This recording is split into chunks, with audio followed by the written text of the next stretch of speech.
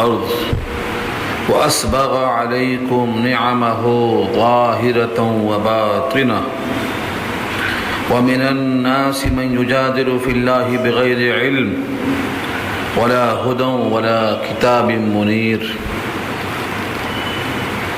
إلى آخر الآية. صدق الله العلي العظيم وصدق رسوله النبي الكريم ونحن على ذلك من الشاهدين والشاكرين. اللهم ألهمنا رشدنا وأعذنا من شرور أنفسنا. اللهم وفقنا لما تحب وترضى من القول والفعل والنية. رب اشرح لي صدري ويسر لي أمري واحلل عقدة من لساني يفقهوا قولي. آمین یا رب العالمین. محترم حضرات، معزز سامعین، محترم خواتین، میری ماں اور بہنوں، ملی بھائیوں، تلاوت کی ہوئی آیتیں 21واں پارہ سورہ لقمان، آیت نمبر 20 سے نیا رکوع شروع ہو رہا ہے.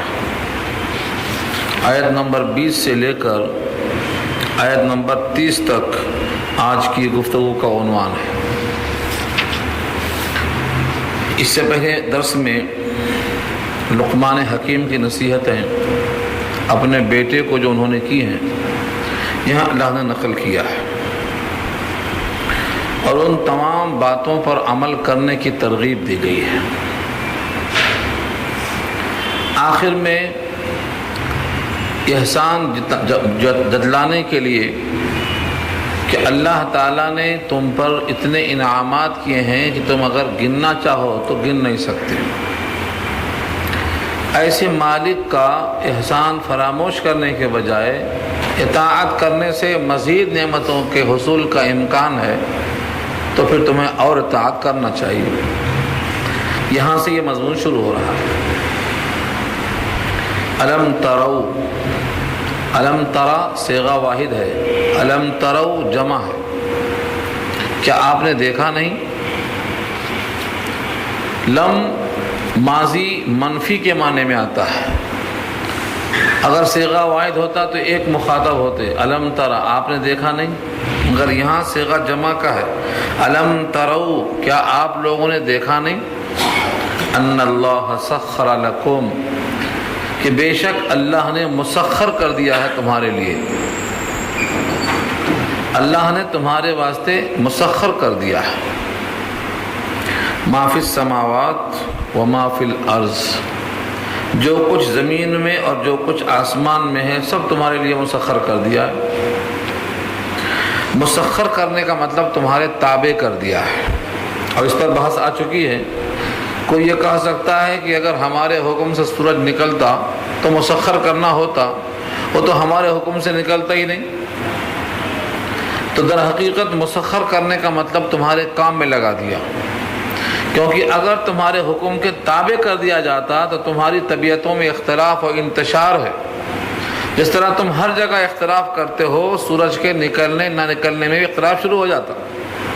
اسی لیے نظام عالم کو درہم برہم کرنے سے بچانے کے لیے تمہارے کام میں ضرور لگایا، لیکن تمہارے حکم کے تابع نہیں رکھا. یہ سخر، سورج کا نکلنا، چاند کا نکلنا، تاروں کا نکلنا، ہواؤں کا چلنا، زمین سے غلہ اگنا، دنیا میں جتنی چیزیں آپ دیکھتے ہیں یہ سب انسان کے لیے مخدوم بنا کر، انسان کو مخدوم بنا کر، ان تمام چیزوں کو خادم بنا کر رکھا اللہ نے. ہر چیز انسان کے لیے. وَأَسْبَغَ عَلَيْكُمْ نِعَمَهُ ظَاهِرَةً وَبَاطِنَةً، ظاہر اور باطن تو اردو میں استعمال ہے. اور اسبغ، اسباغ کے معنی کسی چیز کا کامل کر دینا، کسی چیز کو مکمل کر دینا. اسباغ الوضو کے معنی وضو کامل کرنا، کسی چیز کو مکمل کرنا، اس کے پورے آداب کے ساتھ اس کو اسباغ کہا جاتا. وَأَسْبَغَ عَلَيْكُمْ، تم پر اللہ نے اپنی نعمتیں، نعمہ نعمت کی جمع ہے، نعمت کی جمع نعم، نعمہ اپنی نعمتوں کو اللہ نے تم پر عام کر دیا اور تام کر دیا ہے. دو قسم کی نعمتیں، ظاہرتوں و باطنہ، ظاہری نعمت، باطنی نعمت۔ کچھ چیزیں ایسی ہیں جو ہم کو نظر آتی ہیں، ہم سمجھتے ہیں کہ یہ نعمت ہے، اور کچھ نعمتیں ایسی باطنی ہیں جدھر ہمارا دھیان جاتا ہی نہیں۔ جیسے گناہ بھی دو قسم کا ہے، اللہ نے کہا ہے وَذَرُوا ظَاهِرَ الْإِثْمِ وَبَاطِنَهُ، بچو گناہ کے ظاہر سے بھی، گناہ کے باطن سے بھی۔ اب ظاہری گناہ سمجھ میں آتا ہے جو نظر آتا ہے، لیکن باطنی گناہ کیا ہے؟ باطنی گناہ ریاکاری ہے، کبر ہے، عجب ہے، یہ دل کے امراض ہیں، شرک ہے، یہ سب امراض قلبیہ ہیں، نظر نہیں آتے، ان سے بچنے کا حکم دیا ہے۔ تو نعمتیں بھی دو قسم کی ہیں، ظاہری نعمت، اولاد ہے نعمت ہے، گھر ہے نعمت ہے، خوشحالی ہے نعمت ہے، یہ ظاہری نعمت نظر آتی۔ باطنی نعمت کیا ہے؟ جہنم سے بچانے کے لیے کتاب بھیجا، انبیاء کو بھیجا، ہمارے جسم میں اتنے قسم کے اعضاء بنائے ہیں، ہماری توجہ ادھر جاتی ہی نہیں۔ ہماری حفاظت کے لیے فرشتوں کا پہرا رکھا ہے، ہماری نگاہ ادھر جا ہی نہیں سکتی۔ ہمارے لیے قدم قدم پر اللہ کی جو رہنمائی ہوتی ہے، اللہ کی طرف سے حفاظت، قل من یکلؤکم باللیل والنہار من الرحمن، رات دن تمہاری دیکھ بھال کون کرتا ہے سوائے رحمان کی؟ تو اللہ کی نعمتیں ظاہری اور باطنی اتنی ہیں کہ اللہ نے تم پر نعمتوں کو پوری طرح کامل کر دیا ہے۔ دوسری آیت میں کہا ہے اگر تم ان نعمتوں کو صرف گننا چاہو تو گننے پر قادر نہیں۔ جب ان نعمتوں کو گن نہیں سکتے تو ان نعمتوں کا شکریہ کیا ادا کر سکتے؟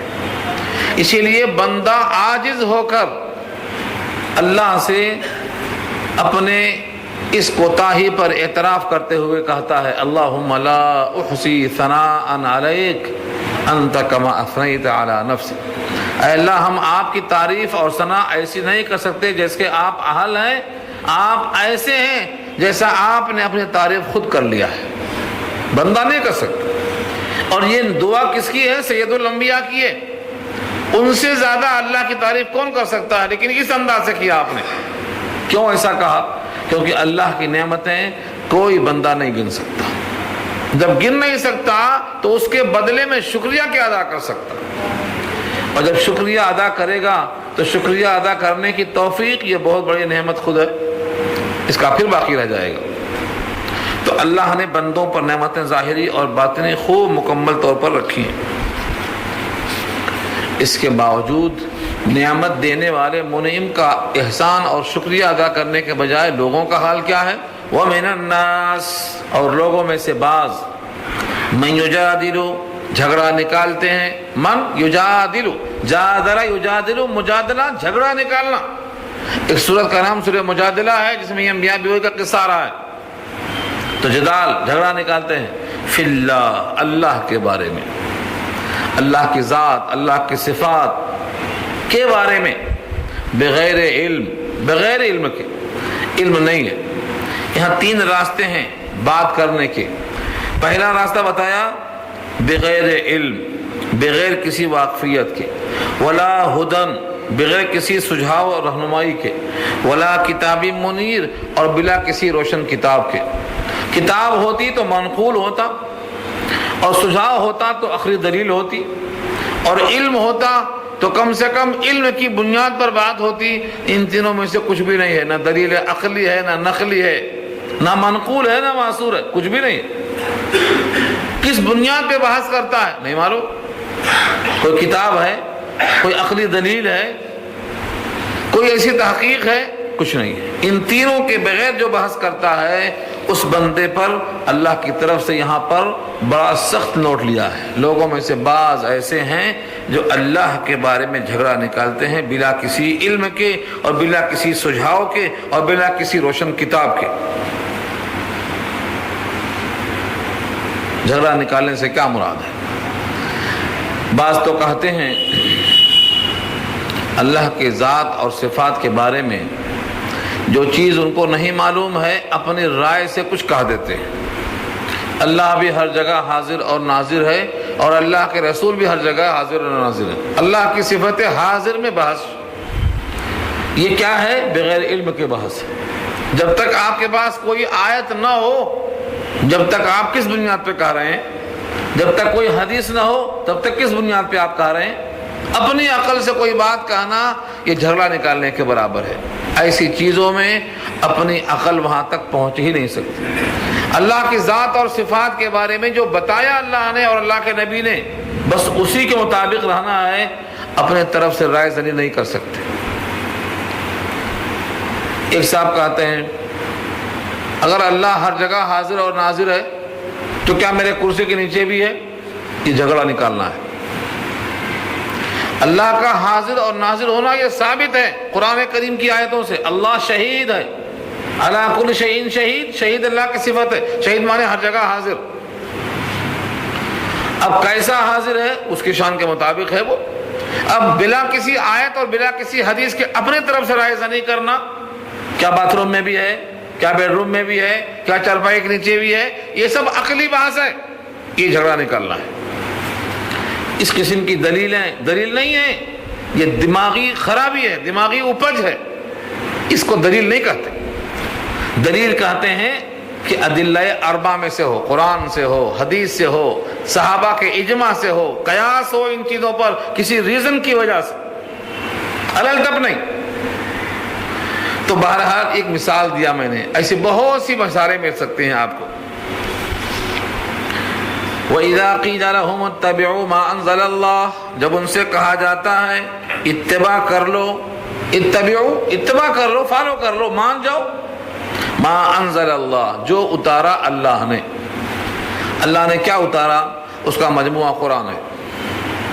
پہلے جو اتارا تھا اس کو قرآن نے آ کے کینسل کر دیا، منسوخ کر دیا۔ اب کوئی کتاب نہیں آنے والی ہے۔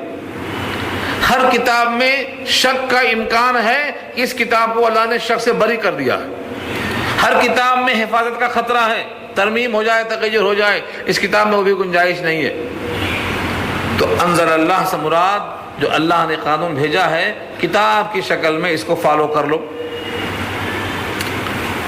جب ان سے کہا جاتا، اب ان سے مراد غیر مومن، جہاں بھی ان سے آئے غیر مومن، اور جہاں تم سے کہا جاتا ہے آئے وہ تم مومن ہے، خطاب ہوتا۔ تو ان سے کہا جاتا ہے کہ جو اللہ نے نازل کیا ہے اس کو فالو کر لو۔ تو وہ جواب کیا دیتے ہیں؟ قالو، کہتے ہیں بل نتبع ما وجدنا علیہ آباءنا، بلکہ ہم نے اتباع کیا، بلکہ ہم اتباع کر رہے ہیں ان تمام چیزوں کی جس پر ہم نے پایا ہے اپنے آبا و اجداد کو۔ یہ کافروں کا جواب تھا۔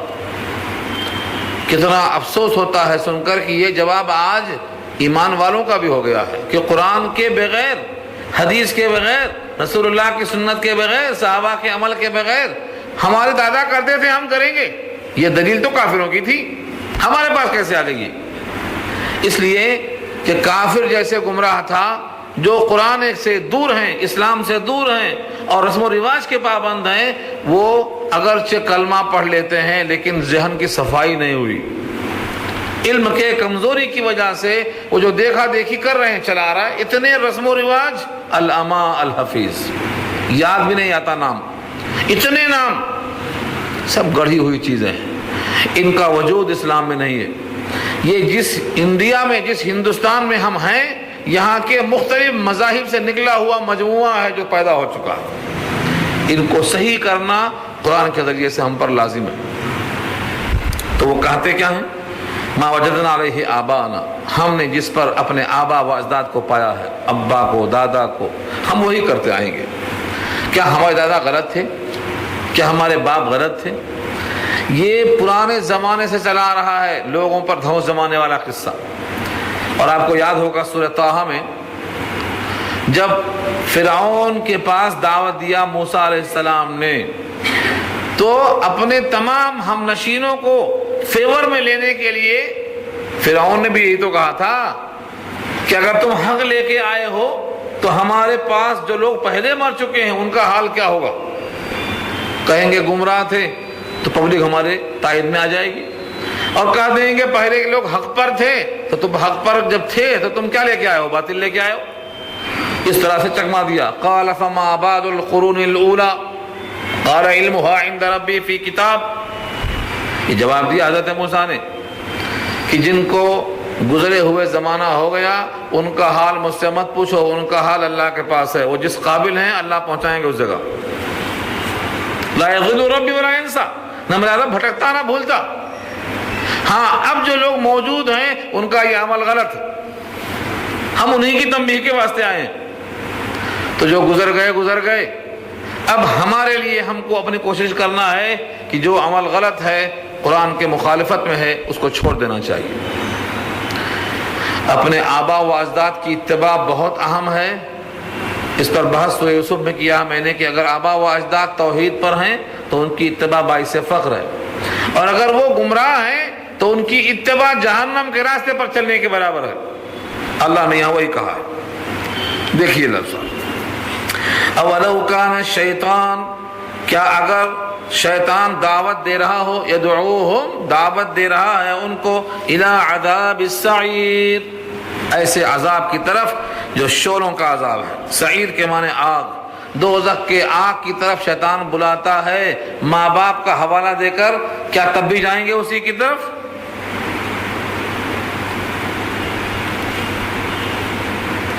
یہ سوال ہو رہا، کیا شیطان اگر قرآن سے ہٹا کر جہنم کی طرف دعوت دیتا ہے آبا و اجداد کا نام بتا کر، کیا تب بھی چلے جائیں گے جہنم کی طرف؟ یعنی عقل مندوں کا مطلب یہ ہوتا کہ اگر کچھ لوگ جہنم میں چلے گئے ہیں تو تم جہنم میں مت جاؤ، کچھ لوگ گڑھے میں گر گئے ہیں تم جہنم میں مت جاؤ، تم کو بچنا ضروری ہے۔ تو یہاں اللہ نے صاف کہہ دیا کہ جو آبا و اجداد کہہ کر ان کو فالو کرتے ہیں، اگر ان کا طریقہ جہنم کی طرف جانے والا ہے تو تم کو ان کی اتباع نہیں کرنا چاہیے، تمہیں ان سے گریز کرنا چاہیے۔ واضح پیغام دے دیا اللہ نے۔ وَإِذَا قِيلَ لَهُمُ اتَّبِعُوا مَا أَنزَلَ اللَّهُ، اور جب ان سے کہا جاتا ہے کہ اتباع کر لو اس چیز کی جو نازل کیا ہے اللہ نے، تو کہتے ہیں بلکہ ہم اتباع کرتے ہیں اس کے جس پر ہم نے پایا ہے اپنے آبا و اجداد کو۔ اولو کان الشیطان، کیا اگرچہ شیطان یدعوہم دعوت دے رہا ہے ان کو، الی عذاب السعیر، جہنم کے شعلوں کی طرف، عذاب و بالسعیر، سعیر کہتے ہیں دوزخ کی آگ کو، دوزخ کی آگ کی طرف بلاتا ہے، کیا تب بھی جائیں گے؟ یعنی تب سے تمہیں نہیں جانا چاہیے۔ وَمَن يُسْلِمْ وَجْهَهُ إِلَى اللَّهِ، اب یہاں سے کون شخص ہے جو جہنم کی طرف نہیں جا رہا ہے؟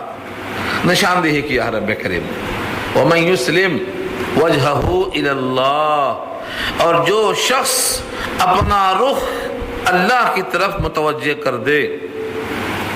وَمَن يُسْلِمْ، یسلم اسلم یسلم، اسلام کے معنی گردن رکھ دینا، حکم بردار، فرما بردار، اللہ کی بات کو ماننے والا، یہ ہے مسلم۔ مسلم اسی سے بنا ہے، اسلم یسلم، اسلام کے معنی گردن رکھ دینا۔ آج مسلمان کو یہ بھی نہیں معلوم کہ مسلم کے معنی اطاعت کرنے والا، نماز چھوڑ رہا ہے اور مسلم ہے، نماز چھوڑنے والا مسلم کیسے ہو سکتا ہے؟ مسلم کہتے ہیں سجدہ کرنے والے کو، اور سجدہ نہ کرنے والا اور کرنے والا دونوں ایک ساتھ کیسے ہو سکتے؟ تو اس مسلم کے معنی اگر کم سے کم معلوم ہو جائیں، مسلم اللہ کی اطاعت کرنے والا، اللہ کی اطاعت اور اللہ کی بغاوت دونوں چیزیں جمع نہیں ہو سکتی۔ نماز پڑھنا اطاعت ہے، نماز پڑھنا بغاوت ہے، روزہ رکھنا اطاعت ہے، روزہ نہ رکھنا بغاوت ہے، اللہ کی ماننا اطاعت ہے، اللہ کا حکم توڑ کے اپنی خواہش پورا کرنا بغاوت ہے۔ تو مسلم کے معنی آتے ہیں اطاعت کرنے والا۔ اللہ نے فرمایا وَمَن يُسْلِمْ وَجْهَهُ، جو اپنا چہرہ رکھ دے، یعنی اپنا رخ رکھ دے، اپنی توجہ رکھ دے، سرنڈر کر دے، الی اللہ، اللہ کی طرف، وَهُوَ مُحْسِنٌ، اس حال میں کہ وہ احسان کرنے والا ہو، یعنی نیکی کرنے والا ہو۔ احسان کے الفاظ پر بحث بارہ آ چکی ہے۔ محسن کے معنی حسن سلوک کرنے والا، ماں باپ کے ساتھ بھی، دوستوں کے ساتھ بھی، اللہ کے ساتھ بھی۔ اللہ کے ساتھ حسن سلوک کیا ہے؟ اللہ کی بندگی ایسی کرے اللہ کو دیکھ رہا ہے، یہ نہیں ہو سکتا ہے تو اتنا تو یقین کرے کہ وہ میں ضرور دیکھ رہا ہے۔ اس طرح بندگی کرنے والے کو محسن کہا گیا ہے۔ فرمایا جو شخص اپنا رخ اللہ کی طرف متوجہ کر دے اس حال میں کہ وہ نیکی کرنے والا ہو، فقد استمسک، تو تحقیق اس نے پکڑ لیا، فقط بتحقیق استمسکا، استمساک کے معنی مضبوطی کے ساتھ پکڑ لینا. کیا پکڑا؟ بالعروۃ الوثقی. عروہ کے معنی کڑا، اور وثقی اس کی صفت ہے مضبوط کڑا. کڑا لوہے کی جو زنجیر ہوتی ہے، ایک زنجیر کا ایک جو گول دائرہ ہوتا ہے اسے کڑا کہتے ہیں. ایک میں دوسرا، دوسرے میں تیسرا زنجیر بن جاتی ہے تو اس کو کڑا کہا اللہ نے. اور یہ جملہ اور بھی مقام پہ آ چکا ہے، سورہ بقرہ میں بحث آ چکی ہے. یہ اس نے مضبوط کڑا پکڑ لیا ہے. یہ کڑا ٹوٹ نہیں سکتا، ہاں غفلت میں چھوٹ سکتا ہے. یہ کہا گیا لن انفصام لہا، اس کو ٹوٹنا نہیں ہے، اس کو چھوٹنا نہیں ہے. ہاں تم غافل ہو گئے، تمہارے ہاتھوں سے چھوٹ سکتا ہے. تو جس نے مضبوطی کے ساتھ پکڑ لیا اس کڑے کو، مضبوطی کے ساتھ تھام لیا، اس سے مراد کیا ہے؟ اسلام ہے. اس سے مراد قرآن ہے، اس سے مراد سنت ہے، اس سے مراد صحابہ کا عمل ہے. یعنی وہ تمام چیزیں جو بنتی ہیں اسلام کہلاتی ہیں، وہ سب اس سے مراد ہے، عروۃ الوثقی سے. وَإِلَى اللَّهِ عَاقِبَةُ الْأُمُورِ، اور اللہ ہی کی طرف ہے تمام کاموں کا انجام. عاقبت انجام کو بولتے ہیں، امور امر کی جمع ہے، معاملہ، سارے معاملات کا انجام اللہ کی طرف جانے والا ہے. یعنی جو نیک کام کرنے والا ہے، اپنے رخ کو اللہ کی طرف متوجہ کرنے والا ہے، یہ بھی اللہ کے پاس آئے گا. اور جو اپنی خواہشوں پر چلنے والا ہے، آبا اجداد کے نام پہ گمراہ ہونے والا ہے، یہ بھی اللہ کے پاس آئے گا. دونوں کا انجام اللہ کے پاس ہے. وَإِلَى اللَّهِ عَاقِبَةُ الْأُمُورِ. اب دو قسم کے انسان ہیں، دونوں کا انجام بتایا اللہ نے. وَمَنْ كَفَرَ، جس نے کفر کیا، فَلَا يَحْزُنْكَ كُفْرُهُ، تو اے نبی آپ کو غم میں نہ مبتلا کر دے اس کا کفر کرنا. کوئی کفر کرتا ہے، آپ کی بات نہیں مانتا ہے، تو اس سے آپ کو غم زدہ ہونے کی کوئی ضرورت نہیں ہے. آپ نے فرض پورا کر دیا. مسلط ہونا، داروغہ بننا، سر پہ سوار ہو جانا جسے کہا جاتا ہے، یہ ذمہ داری نہیں ہے. لست علیہم بمسیطر، آپ ان پر داروغہ نہیں ہیں، آپ ان کو منوانے کے مکلف نہیں ہیں، آپ صرف پہنچانے کے مکلف ہیں. فإنما علیک البلاغ، آپ پہنچا دیجئے. اس لیے واضح کر دیا اللہ نے. ومن کفر، جس نے کفر کیا، فلا يحزنک کفر، تو آپ کو غم نہ کرے. حزن کہتے ہیں غم کو. فلا يحزنک، غم زدہ نہ کرے. کفر ہو ان کا کفر کرنا. الینا مرجعہم، ہمارے ہی پاس ہے ان کا لوٹنا. فننبئہم بما عملوا، ہم بتا دیں گے ان کو جو انہوں نے کیا ہے. ان کے سارے کرتوت سامنے رکھ دیں گے. بندے کر کے بھول جاتے ہیں، لیکن اللہ نے ہمارے سارے کاموں کو لکھ لکھ کے رکھا ہے. انا کنا نستنسخ ما کنتم تعملون، تم جو جو کرتے ہو ہم نوٹ کیے لیتے ہیں. اللہ کا علم اتنا محیط ہے کہ نوٹ کرنے کی ضرورت نہیں ہے، لیکن ہم کو بتانے کے واسطے تم کر کے بھول جاتے ہو، لیکن ہم تمہارا عمل نوٹ کرتے ہیں. پھر اوپر سے فرشتے ہیں، ایک ایک حرف ہمارا محفوظ کر رہے ہیں. زبان سے نکلا ہوا حل بول محفوظ ہے. ما یلفظ من قول الا لدیہ رقیب عتید، جو بات نکلتی ہے محفوظ ہو جاتی ہے. ہم سمجھتے ہیں گالی دے دو اڑ گئی، فضا میں چلی گئی. گالی محفوظ رہتی ہے، دعائیں بھی محفوظ رہتی ہیں، اچھے کلمات بھی محفوظ رہتے ہیں. زبان سے نہیں، جسم کے کسی عضو سے کوئی عمل صادر ہوگا وہ محفوظ رہے گا. زمین کے کسی حصے پر ہوگا، زمین اس کو پیش کرے گی. یومئذ تحدث اخبارہا، سورۃ زلزال دیکھو. تو یہاں فرمایا ہمارے ہی پاس لوٹنا ہے اور ہم بتا دیں گے ان کے تمام اعمال کو جو انہوں نے کیا ہے. ان اللہ علیم بذات الصدور، بے شک اللہ جاننے والے ہیں سینوں کے راز کو. دل کی باتیں خوب اللہ کو معلوم. یعنی لکھنا ہمارے واسطے یہ بتانے کے لیے ہے، ورنہ اللہ کا علم اتنا محیط ہے کہ دل میں جو خیال آنے والا ہے اس کو بھی اللہ جانتے ہیں. جو دل میں خیال آیا نہیں، جو آنے والا ہے وہ بھی اللہ جانتے ہیں. سینوں کے راز سے واقف ہے وہ، چوریاں آنکھوں کی اور سینوں کے راز جانتا ہے سب کو. تو اے بے نیاز، اللہ کی شان ہے. اللہ فرماتے ہیں ان کافروں کو کفر کے باوجود دنیا میں آرام دیکھ کر پریشان مت ہو. ہم ان کو تھوڑے دنوں تک آرام میں رکھیں گے، کیونکہ دنیا میں سزا دینے کا وقت نہیں آیا. دنیا دارالعمل ہے، یہاں پر جزا اور سزا کا وقت نہیں ہے. اس لیے کچھ دنوں تک اگر وہ آرام میں ہیں، آسائش میں ہیں، تو اس سے فکر میں ہونے کی ضرورت نہیں ہے۔ نمتعہم قلیلا، قلیل مانے تھوڑا، چند روزہ عیش ہم ان کو موقع دیں گے۔ نمتعہم متکلم کا صیغہ ہے یہ، ہم ان کو فائدہ اٹھانے کا موقع دیں گے۔ نمتع، متع اور متاع کے معنی جس کو استعمال کیا جائے نفع اٹھانے کے لیے، وہ متاع ہے۔ مال و متاع اردو میں استعمال ہے، دنیا پوری متاع ہے، خیر متاع دنیا المرأۃ الصالحہ بیوی ہے، تو متاع کے معنی جس کو استعمال کیا جائے۔ اللہ فرماتے ہیں نمتعہم، ہم ان کو تھوڑا سا نفع اٹھانے کا موقع دیں گے، قلیلا چند روزہ عیش، ثم نضطرہم، پھر ہم ان کو مضطر کریں گے، مجبور کریں گے، گھسیٹ کر لائیں گے، الی عذاب غلیظ، سخت عذاب کی طرف، گاڑھے عذاب کی طرف۔ جیسے ان کی روح نکلے گی، غرغرے کا وقت شروع ہوگا، یہاں سے ان پر سخت عذاب شروع ہو جائے گا، جس کا نام برزخی عذاب ہے۔ ان کافروں کا حال یہ ہے، اگر آپ ان سے پوچھیں تو بات وہی کہیں گے جو حق ہے، لیکن پھر جب بات عمل کی آئے گی پسر جاتے ہیں۔ ان سے پوچھو کہ یہ زمین کس کی ہے، یہ آسمان کس کا ہے، کس نے بنایا زمین، پوچھو ان سے تو کہیں گے ہاں اللہ نے بنایا۔ جس مورتی کی پوجا کرتے ہیں اس مورتی نے بنایا، یہ نہیں مانتے وہ بھی، وہ تو خود جانتے ہیں کہ اس مورتی کو خود ہم نے بنایا ہے، وہ ہماری مخلوق ہے، ہم اس کے خالق ہیں، ان کو یہ بات خود معلوم ہے۔ ان سے پوچھ کر دیکھو آسمان کس کا بنایا ہوا ہے، تو کہیں گے اللہ نے بنایا، مانتے ہیں اس چیز کو۔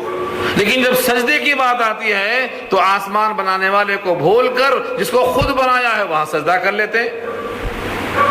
آگے سوال کا جواب دیکھو، وَلَئِن سَأَلْتَهُمْ، اگر آپ ان سے سوال کر لیں، پوچھیں، من خلق السماوات والارض، کس نے پیدا کیا زمین و آسمان کو، من خلق، کس نے پیدا کیا، السماوات والارض، آسمانوں کو اور زمین کو، لَيَقُولُنَّ اللَّهُ، تو ضرور کہیں گے اللہ، لَيَقُولُنَّ اللَّهُ، ضرور بالضرور کہیں گے کہ اللہ نے پیدا کیا۔ جب اللہ نے پیدا کیا تو اللہ خالق ہوا، باقی سب مخلوق ہوئے، اور ہمارا مدعا ثابت ہو گیا۔ اس لیے آگے فرمایا قل الحمدللہ، آپ کہہ دو اللہ کا شکر ہے، بات تو پوری صحیح ہے۔ قل الحمدللہ، تمام تعریفیں اللہ کے لیے ہیں، کیونکہ اسی نے سب کو پیدا کیا ہے اور زمین کے ذریعے سے ان کے جینے کا اور بقا کا سامان فراہم کیا ہے۔ بل اکثرهم لا يعلمون، بلکہ ان میں سے اکثر لوگ اس بات کو نہیں جانتے، اکثر لوگ اس بات کو نہیں جانتے کہ دل میں یہ بات ہونا چاہیے کہ جو زمین و آسمان کا خالق ہے، جس نے رزق فراہم کیا ہے، ہم کو پیدا بھی کیا اور ہماری بقا کے لیے غذا فراہم کیا، وہی ہمارے سجدوں کا حقدار ہے، مگر اکثر لوگ یہ بات نہیں جانتے۔ للہ ما فی السماوات والارض، اللہ ہی کی ملکیت ہے جو کچھ آسمانوں میں ہے اور زمین میں ہے، جو کچھ ہے سب ملکیت اللہ کی ہے۔ جتنے یہاں سجدہ کرنے والے ہیں، جن کو سجدہ کرتے ہیں، یہ دونوں مملوک ہیں اللہ کے، یہ بتانا مقصود ہے۔ جب سب مملوک ہیں تو معبود کہاں سے آ گیا؟ معبود ایک ہی ہے، کیونکہ وہی ہے سب کا مالک، بقیہ سب مملوک ہیں۔ تو زمین و آسمان کی ہر شے جب مملوک ہے تو یہ معبود نہیں بن سکتی۔ ان اللہ هو الغنی، بے شک اللہ وہی غنی ہے، الحمید، تعریفوں والا ہے، خوبیوں والا۔ ان کائنات میں غنی ایک ہے، باقی سب غنی کے محتاج ہیں، سب عبد الغنی ہیں، غنی ایک ہے، سب عبد الحمید ہیں، الحمید ایک ہے، سب اسی کی تعریف کرنے والے ہیں۔ اگر آپ کسی حسین کی تعریف کرتے ہیں تو اس بنانے والے کی تعریف ہوگی، اگر آپ دنیا میں کسی شے کی تعریف کرتے ہیں تو اس خوبی کو دینے والا اللہ ہے، لہذا تعریف اسی طرف جائے گی۔ فرمایا ان اللہ هو الغنی الحمید، بے شک اللہ وہی غنی ہے اور تعریفوں والا۔ کتنا تعریفوں والا ہے، کتنا غنی ہے، ایک مثال دے کے بتایا اللہ نے۔ فرمایا وَلَوْ أَنَّ مَا فِي الْأَرْضِ مِن شَجَرَةٍ أَقْلَامٌ،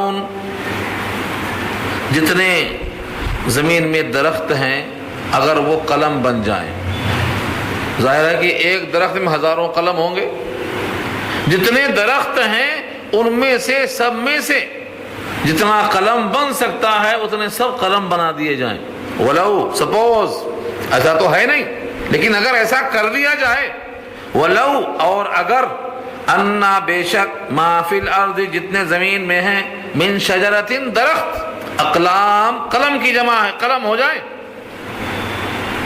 والبحر یمدہ اور سمندر اس کی روشنائی، والبحر اور سمندر، یمدہ من بعدہ سبعۃ ابحر اس کے بعد 7 سمندر اور، سبعۃ 7، ابحر بحر کی جمع ہے، 7 سمندر اور ہو جائیں، یمدہ اس کے واسطے روشنائی بن جائیں، یمدو مدہ کے معنی آتے ہیں، مددہ روشنائی کو، تو 7 سمندر اور شامل ہو جائیں اس سمندر کے ساتھ، کتنے ہو گئے؟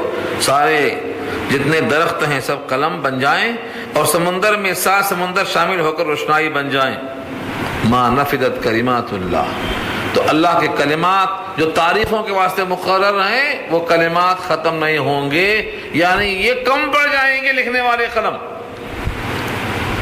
اللہ کی تعریف اتنی ہے، بندہ محدود عقل والا ہے، سوچو صحیح، سب سے خاکسار چیز دنیا میں زمین ہے، اس مٹی سے بنایا انسان کو تو ساری کائنات کا حاکم بنا دیا اس کو، اس انسان کو اللہ نے مٹی سے بنانے کے باوجود سب سے کریم بنا دیا، یہ انسان کی تمام خوبیوں کے باوجود یہ اللہ کے کمالات کا احاطہ نہیں کر سکتا، اللہ کے کلمات کی جتنی جس سے تعریف ہو سکتی ہے ان تمام کا احاطہ یہ نہیں کر سکتا۔ ان اللہ عزیز حکیم، بے شک اللہ غالب ہیں حکمتوں والے، اللہ غالب ہیں، وہ جو چاہے کرنے پر قادر ہیں، حکیم حکمتوں والے ہیں، کوئی کام حکمت کے بغیر نہیں ہوتا ہے۔ تو بندہ اپنے علم کے مطابق اللہ کی تعریف کر لیتا ہے، لیکن حقیقت یہ ہے اللہ کی حمد کے کلمات ختم نہیں ہو سکتے، اسی واسطے سارے انبیاء کے سردار سید الانبیاء نے کہہ دیا ہم آپ کی تعریف ایسی نہیں کر سکتے جیسا کہ آپ کا حق ہے، آپ ایسے ہیں جیسا آپ نے اپنی تعریف خود بیان کی ہے۔ اللہم لا احصی ثناء علیک انت کما اثنیت علی نفسک، یہ دعا حضور کی ہے، کثرت سے پڑھتے تھے، آپ بھی کثرت سے پڑھیں، یاد کریں اس کو۔ اللہ نے ایک مثال دی ہے، تو مرنے کے بعد دوبارہ قیامت آنے کو اتنا زیادہ کیوں دل پہ لے کے سوچ رہے ہو کہ نہیں ہو سکتا؟ اتنے لوگ مر جائیں، اتنے لوگ پھر زندہ ہو، قیامت قائم ہو، حساب کتاب ہو، تمہارے دماغ میں یہ بات اتنی مشکل سے کیوں آ رہی ہے؟ حقیقت تو یہ ہے تمہارا مرنا اور تمہارا جینا، جس طرح ایک آدمی کا مرنا جینا تمہارے سامنے ہے، بس ایک آدمی کے مرنے جینے کی طرح سب کا مرنا جینا بھی ہمارے سامنے ہے، دونوں میں کوئی فرق نہیں۔ فرمایا ما خلقکم ولا بعثکم الا کنفس واحدہ، نہیں ہے تمہارا مرنا اور نہیں ہے تمہارا جینا، خلق مانے پیدائش، نہیں ہے تمہاری تخلیق، ولا بعثکم اور تمہارا مرنے کے بعد زندہ ہو کر کھڑا ہونا، الا مگر کا جیسے نفس واحدہ ایک جان، جس طرح ایک جان کو ہم نے پیدا کیا ہے وہ زندہ بھی کیا ہے۔ قرآن کریم میں کئی مثالیں موجود ہیں، اصحاب کہف کا واقعہ پڑھ لیجئے، کتنے سال رہے یہ؟ کتنے سال رہے؟ 300 برس رہے، ثلاثمیات سنین، 300 برس مردہ نہیں تھے، نیند میں تھے، اور اس کو مثال دیا اللہ نے 300، اس کے بعد 9 زیادہ کیا، مثال ہے۔ عزیر کے قوم کا تذکرہ موجود ہے، قرآن کریم میں خود صراحتاً موجود ہے کہ مردوں کو زندہ کیا، ہزاروں کو مردہ کیا، ہزاروں کو پھر کھڑا کیا، وَهُمْ عُرُوفٌ حَذَرَ الْمَوْتِ، پہلے بارے میں آ چکا۔ تو اللہ نے یہ مثال کیوں دی ہے کہ تم میں سے کسی ایک کو پیدا کرنا اور مرنے کے بعد زندہ کرنا ایسا ہے جیسے کسی ایک کو پیدا کرنا اور مارنا، اس کو تم دیکھ رہے ہو۔ جب ایک کو تم دیکھ کر تسلیم کرتے ہو کہ وہ مارنے پر پیدا کرنے پر قادر ہے تو سب کو مارنے پر قادر کیوں نہیں ہے؟ ما خلقکم ولا بعثکم الا کنفس واحدہ ان اللہ سمیع بصیر، بے شک اللہ سننے والا اور جاننے والا ہے، سمیع سننے والا، بصیر دیکھنے والا ہے۔ دنیا میں کسی بھی مقام پر کوئی بھی شخص کسی بھی زبان میں اللہ کو پکارتا ہے، اللہ سمیع ہے۔ اس سے پہلے رکوع میں آ چکا ہے ہر انسان اپنی زبان سے بولتا ہے، اس کی زبان الگ ہے، اس کا لہجہ الگ ہے، وہ کسی بھی زبان میں اللہ کو پکارتا ہے، اللہ سننے والے ہیں، اور بندہ کسی بھی حال میں ہے، ہر حال میں اللہ اس بندے کو دیکھ رہے ہیں۔ اس طریقے سے اللہ کا سمیع اور بصیر ہونا یہ تقاضا کرتا ہے کہ وہ تمہارے کو مرنے کے بعد دوبارہ پیدا کرنے پر قادر ہے۔ ایک تمثیل پھر دیا اللہ نے، الم ترا، کیا آپ نے دیکھا نہیں، ان اللہ، بے شک اللہ، یولج اللیل فی النہار، یولج علاج داخل کرتا ہے، لیلہ رات کو، فی النہار دن میں داخل کیا تو دن 14 گھنٹے کا ہو گیا، رات چھوٹی ہو گئی، اور پھر اس کے بعد جب سردی کا دن آتا ہے تو کیا فرمایا، یولج النہار فی اللیل، اب رات 14 گھنٹے کی ہو گئی، دن 9 گھنٹے کا ہو گیا، تو دن چھوٹا کیسے ہوا، رات بڑی کیسے ہوئی، دن کو رات میں داخل کرتا ہے، رات کو دن میں داخل کرتا ہے، جس طرح رات کے بعد دن لانے پر قادر ہے اور دن کے بعد رات لانے پر قادر ہے، دن کے اجزاء کو رات میں داخل کرنے پر قادر ہے اور رات کے اجزاء کو دن میں داخل کرنے پر قادر ہے۔ یہ قدرت نہیں تو پھر کیا ہے؟ اور یہ دن کا رات میں داخل کرنا ایک مقام پر نہیں، ساری کائنات میں ہے۔ جب ساری کائنات میں تغیر کر سکتا ہے تو تمہارا مرنا زندہ ہونا تغیر ہے، اور کیا ہے؟ کائنات میں اتنا انقلاب دیکھتے ہو تو اس لیے فرمایا وَسَخَّرَ الشَّمْسَ وَالْقَمَرَ، اور تمہارے تابع کر دیا ہے سورج کو اور چاند کو۔ اس کا بھی اثر سارے عالم میں ہے، نکلنے سے رات جاتی ہے، دن آتا ہے، تو یہ تغیر سورج سے اور چاند سے ہے، تمہارے کام میں ہے۔ یہ اللہ کی عظیم قدرت ہے، بندوں پر شفقت ہے۔ کل یجری، ہر ایک جاری ہے، کل سب کے سب، سورج ہو چاند ہو، جتنے سیارات ہیں سب کے سب یجری جاری ہیں، الی اجل مسمى، ایک وقت مقررہ تک۔ ہمیشہ رہیں گے نہیں کہا، ہمیشہ رہیں گے نہیں کہا، الی اجل ایک مدت ہے، اور وہ بھی مسمى متعین ہے۔ وہ متعین دن کون سا ہے جس کا نام قیامت ہے، وہ اللہ کے پاس اس کا علم ہے۔ وَأَنَّ اللَّهَ بِمَا تَعْمَلُونَ خَبِيرٌ، اور بے شک اللہ جو کچھ تم کرتے ہو خبر ہے۔ اللہ کو سب خبر ہے تمہارے کاموں کی، رات میں کرو، دن میں کرو، تنہائی میں کرو، خلوت جلوت محفل، ہر مقام پر جو تم کرتے ہو اللہ کے پاس اس کا علم موجود ہے۔ تم اللہ سے اپنے آپ کو چھپا نہیں سکتے ہو۔ یہ بندے کو فکر، انسان کو فکر کہاں سے آتی ہے؟ قرآن سے آتی ہے کہ تم ہمیشہ اللہ کی نگاہ میں ہو۔